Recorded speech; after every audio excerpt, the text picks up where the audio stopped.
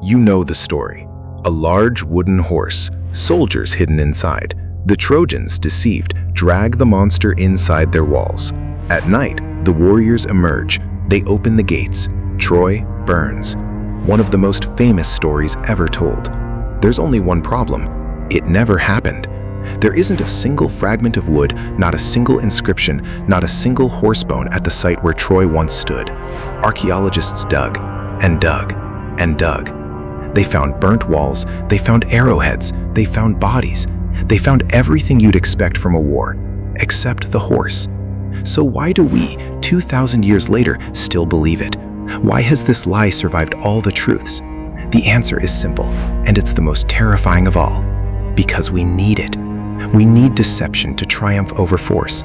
We need heroes. We need villains. Troy didn't fall because of a horse. Troy fell because of a poet, and that poet was called Homer.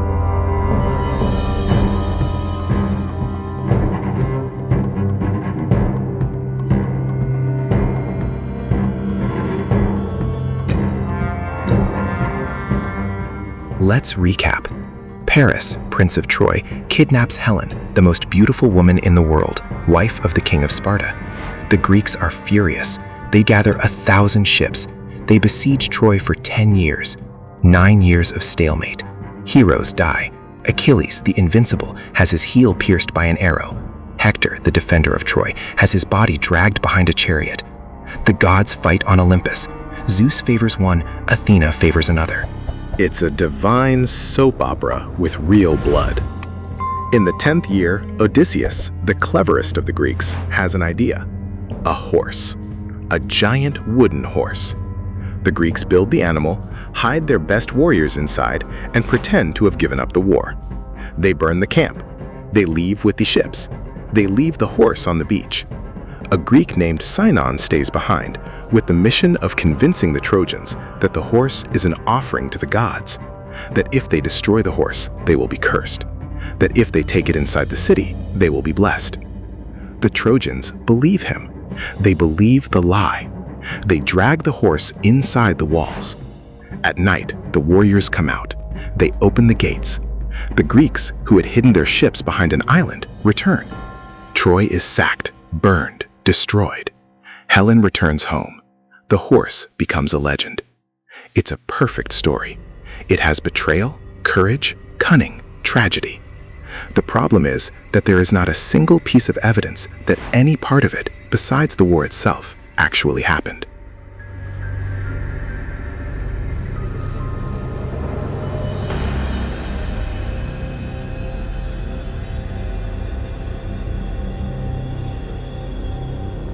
What archaeologists found. In the 19th century, most historians thought Troy was a myth, an imaginary city, a setting invented by Homer to entertain bored Greeks, until a man named Heinrich Schliemann decided to prove everyone wrong.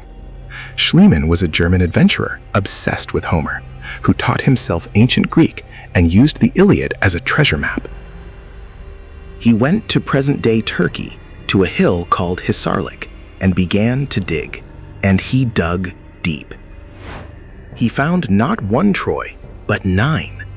9 cities built one on top of the other over 3,000 years. And in one of them, in the layer that archaeologists call Troy 7, he found something impressive.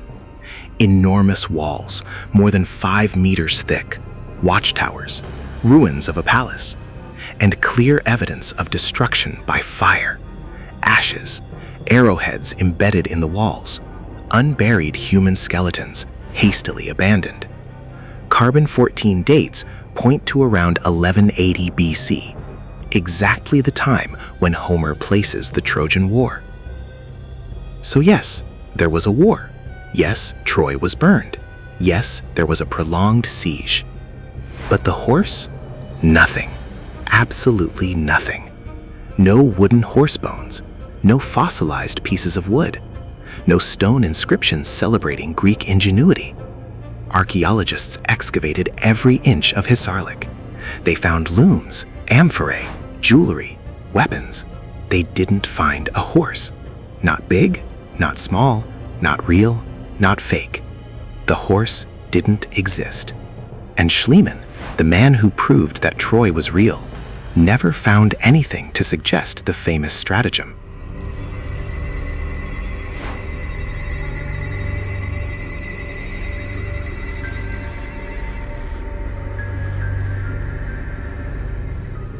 If it wasn't a horse, what was it? If the horse never existed, how did Troy fall? The answer is simpler and more brutal than a wooden contraption. Siege, famine, betrayal, or perhaps an earthquake. Excavations show that the walls of Troy 7 were damaged not only by fire, but also by geological forces. Cracks, displacements, collapsed stones. It is possible that an earthquake opened a breach in the defenses, and the Greeks took advantage of the opportunity.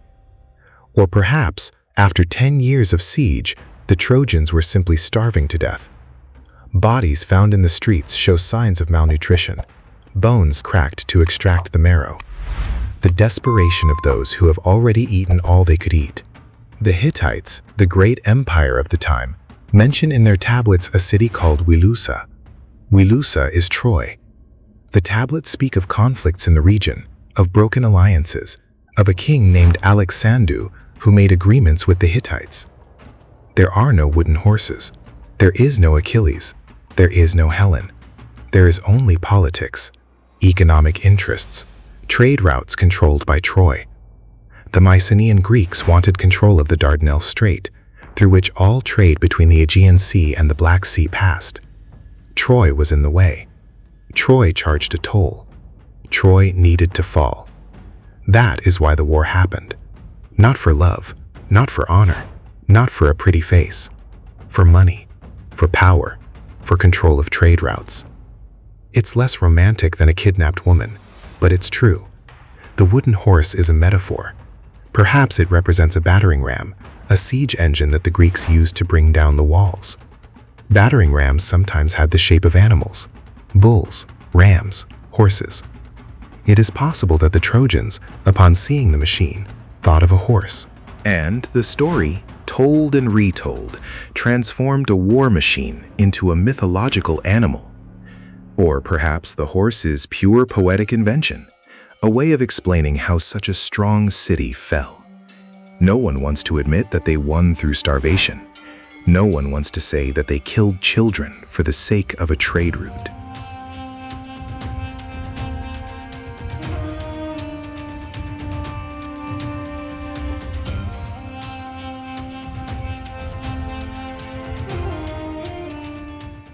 So, if the horse didn't exist, why do we believe in it? The answer lies in a blind man of whom we have no historical proof of existence. Homer, the poet, the one who never saw Troy, never wielded a sword, never smelt blood. He sat down, probably in the 8th century BC, 400 years after the Trojan War, and wrote, or rather, dictated, because tradition says he was blind. He gathered oral stories that had circulated among the Greeks for centuries. Bard songs, tavern songs, stories from grandfather to grandson. He organized these stories into 2 great works: the Iliad, about the rage of Achilles, the Odyssey, about the return of Odysseus. And in the middle of the Iliad, he hinted at the horse. He didn't describe the scene in detail. He only mentioned it. Other poets after him filled in the gaps. And the horse grew. Why did Homer do this? Why invent a horse? Because the truth is ugly. The truth is that the Greeks besieged Troy for 10 years, lost thousands of warriors, had to kill children and old people inside the walls, and in the end, won through exhaustion and hunger. It's not a good story to tell around a campfire. Nobody wants to sing about logistics. Nobody wants epic poems about naval blockades and burnt crops. People want heroes. They want the intelligent to defeat the strong. They want the small to bring down the giant. The Trojan horse is the first story of David against Goliath. It's the first we the weak defeated you the strong because we were smarter. Homer gave the Greeks what they needed, not the truth and identity.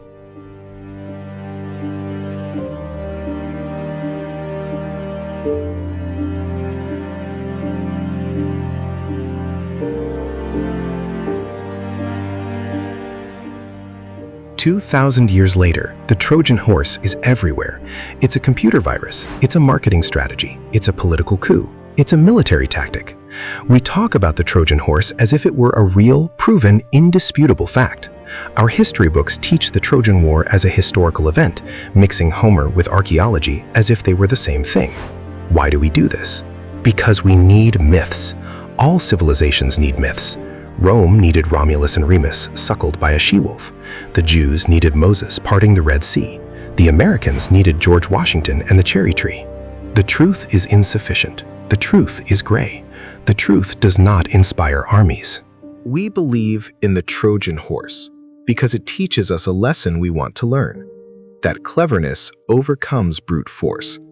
That the weak can defeat the strong if they are smarter. It is a story about resistance, about creativity, about not giving up.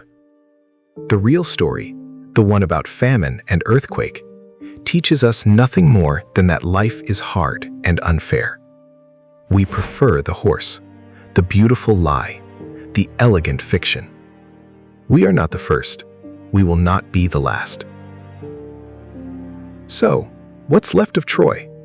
A hill in Turkey with 9 layers of dead cities, a museum with copies of objects that Schliemann stole and took to Germany. An uncomfortable question remains. If the horse never existed, what else from the stories we love is a lie? Did Achilles really exist? Helen? The Cyclops? The Sirens? Or are all these just layers of fiction built upon a real event as banal as a commercial dispute? Homer died 2,700 years ago. We don't know where he was born, nor where he died, nor if he was really blind. But he did something that no general ever managed. He conquered time. He made billions of people, for more than 2 millennia, believe in a wooden horse. The horse didn't exist, but the lie was so well told that it became more real than the truth. Troy didn't fall because of a horse. Troy fell because of a poet. And to this day, the poet wins.